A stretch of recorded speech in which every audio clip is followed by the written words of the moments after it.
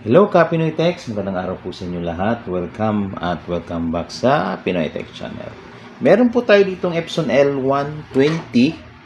Ayan, na blinking yung error. Ayan, alternate po yung blinking niya. Ayan. So pag ganito yung error, titingnan kaagad natin sa PC o sa computer kung ano yung dahilan ng error. So in this case, pumunta ako sa Device and Printers. And then right click ko lang tong Epson L120 kung saan dito naka-install yung driver. So printing preference, click natin to. Ayan. And then dito tayo sa maintenance. Ayan.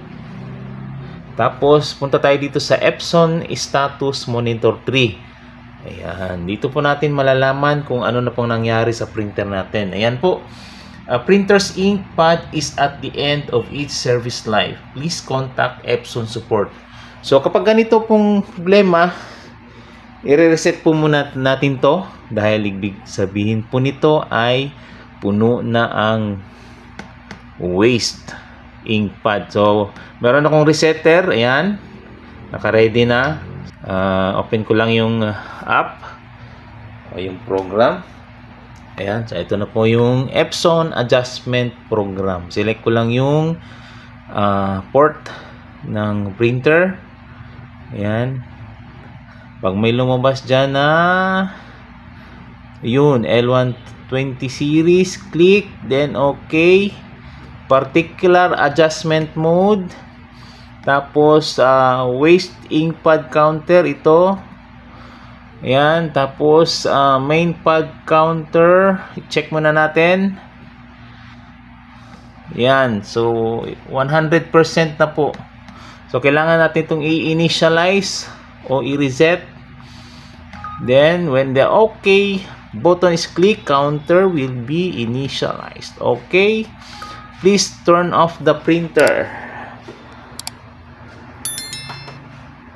Turn off. Then turn on.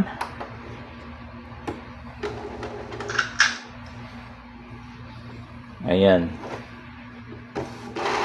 Okay. So initializing. Click muna natin to. Okay na. Tapos check natin. Ayan, 0 na. So reset na po ang ating printer. So after natin ma-reset ito, make sure na ma-check natin yung waste ink pad na nasa likod. Meron lang tong isang screw. Tapos ihilain pa baba.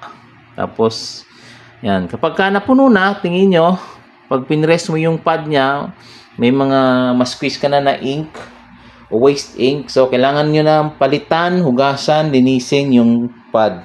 Kasi kapag hindi po natin ginawa yon, mag-i-spill lang po yan. Kapag ka-reset lang tayo ng reset, mag-i-spill lang po dito sa ilalim ng printer. Mas lalo pong masisira ang printer. Okay? So I hope nakatulong po itong video na to sa mga merong Epson L120. Applicable din po itong resetter na ito sa Epson L121, yung latest model po ngayon. And then kung gusto niyo naman po ng ganitong resetter, maaari po kayo mag-email sa akin ng request sa pinoytechmate@gmail.com. Okay, subscribe, follow for more. See you soon. Bye.